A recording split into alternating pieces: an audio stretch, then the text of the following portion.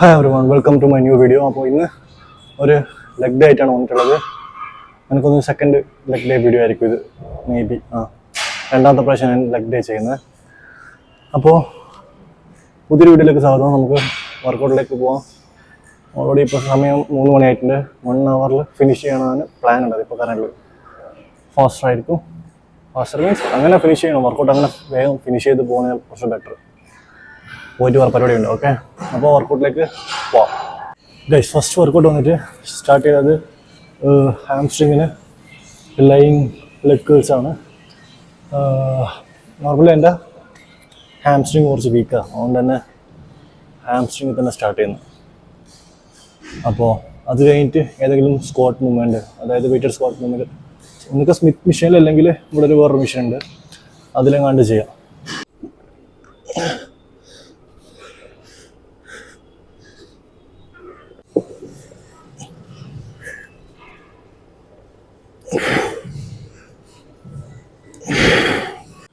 Guys, ചില ആൾക്കാർ ഈ ലെഗ് ഡേയിൽ ബാക്ക് ഡേയിലെല്ലാം ഹൈ ഇൻറ്റൻസ് ആയിട്ട് ഡെഡ് ലിഫ്റ്റും ഫ്രീ ബാർ സ്ക്വാട്ടൊക്കെ ചെയ്യുന്ന കാണാറുണ്ട്. ശരിക്കും നിങ്ങൾ പ്യൂർ മസിൽ ഗ്രോത്ത് ആണ് ഫോക്കസ് ചെയ്യുന്നതെങ്കിൽ ഈ രണ്ട് മൂവ്മെൻറ്റ് ആവശ്യമില്ല. റീസൺ എന്താണെന്ന് വെച്ചാൽ ഈ ടൈപ്പ് മൂവ്മെൻറ്റ്സ്, അതായത് ഹെവി മൂവ്മെൻറ്റ്സ് ചെയ്യുമ്പോൾ കിട്ടുന്ന മസിൽ ഗ്രോത്തും അതുപോലെ തന്നെ കിട്ടുന്ന റിസ്ക് ഫാക്ടറും ഭയങ്കര വ്യത്യാസപ്പെടും. എപ്പോഴും റിസ്ക് കൂടുതലും മസിൽ ഗ്രോത്ത് കുറവാണ് ഇങ്ങനത്തെ മൂവ്മെൻറ്റ്സിന്. പ്രത്യേകിച്ച് ഡെഡ് ലിഫ്റ്റിനൊക്കെ ഭയങ്കര ഹൈലി റിസ്ക്കുമാണ്. എന്നാൽ പ്യുവർ ഹൈപ്പർട്രോഫി എന്ന് പറയുന്ന സിറ്റുവേഷൻ എത്തുമ്പോൾ ഭയങ്കര കുറവാണ്.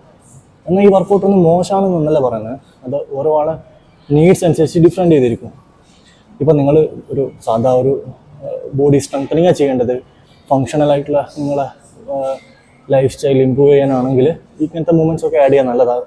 ബിക്കോസ് നിങ്ങൾ ഓവറോൾ ഹെൽത്ത് ഭയങ്കര സ്ട്രോങ്ങർ ആക്കും, കോർ സ്റ്റെബിലിറ്റി ഇമ്പ്രൂവ് ആക്കും, അങ്ങനെ കുറേ ഗുണമുണ്ട്. പക്ഷേ ഞാൻ പറഞ്ഞു വരുന്നത്, നിങ്ങൾ പക്കാ മസിൽ ബിൽഡിംഗ് ആണ് ഫോക്കസ് ചെയ്യുന്നതെങ്കിൽ ഇങ്ങനത്തെ മൂവ്മെൻറ്റ്സിന് ഭയങ്കര ഇമ്പോർട്ടൻസ് ഒന്നും ഇല്ല, ഭയങ്കര കുറവാണ്. ഇതിനെ റീപ്ലേസ് ചെയ്യാൻ ഇതിനേക്കാൾ എഫക്റ്റീവായിട്ടുള്ള ഒരുപാട് എക്സസൈസ് കറൻ്റ് ഉണ്ട്.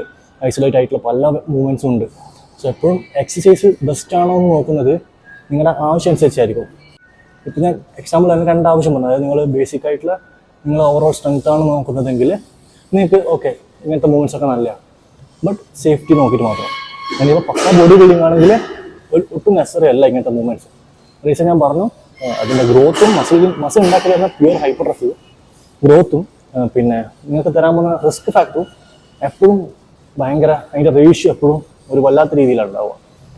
സോ ചെയ്യുമ്പോൾ എപ്പോൾ സെലക്റ്റീവായിട്ടുള്ള എക്സസൈസ് മാത്രം ചെയ്യുക, എഫക്റ്റീവായിട്ടുള്ള ചെയ്യാൻ നോക്കുക, ആവശ്യമുള്ളത് മാത്രം.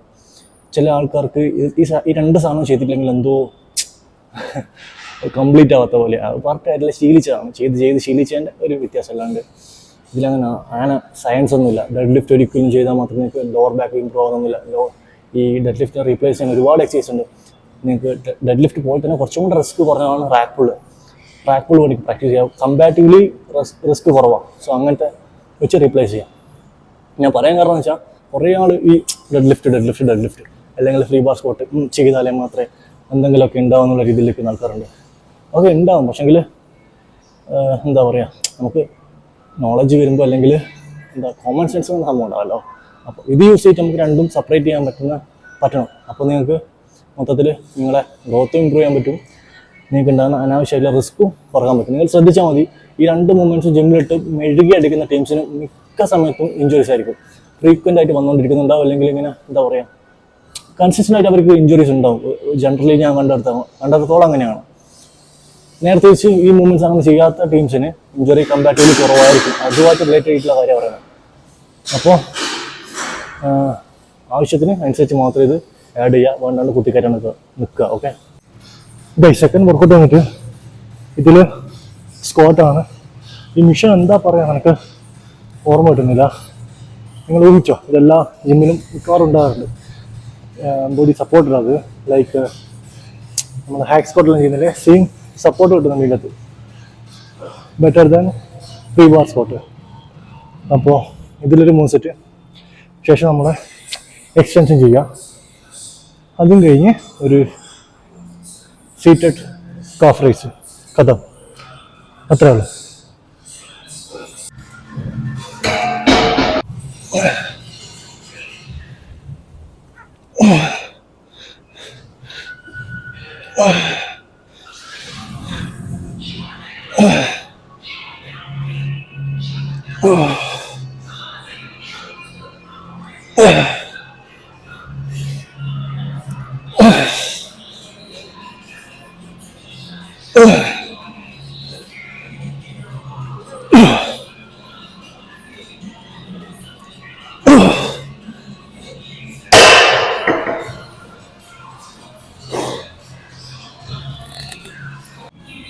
യെസ്, ലെഗ് എക്സ്റ്റൻഷൻ ചെയ്യുമ്പോൾ കുറച്ചും കൂടെ പുറകോട്ടേക്ക് ലീൻ ചെയ്ത് കിടക്കുകയാണെങ്കിൽ കുറച്ചും കൂടെ സ്ട്രെച്ച് ആവും.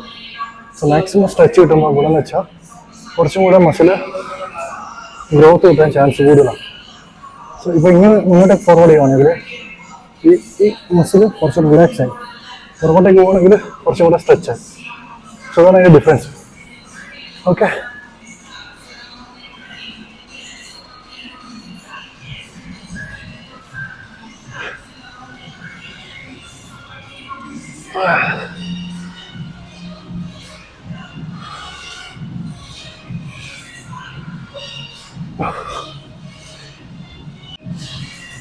eight.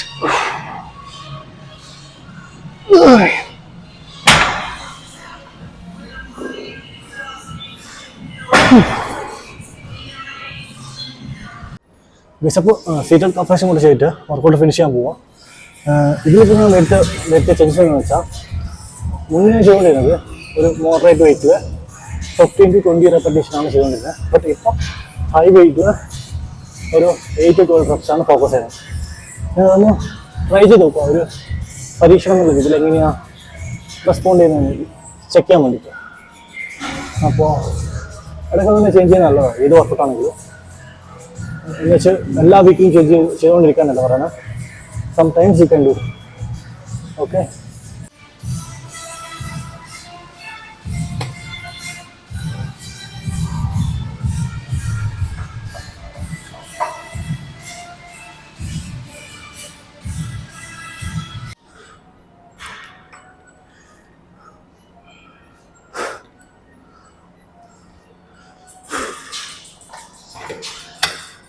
അങ്ങനെ ലെഗിൻ്റെ വർക്കൗട്ട് ഫിനിഷായി. ഓക്കെ, അത്യാവശ്യം പമ്പ്ഡായിട്ടുണ്ട്.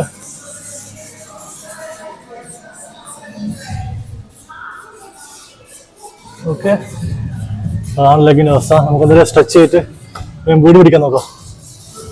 അയ്യോ,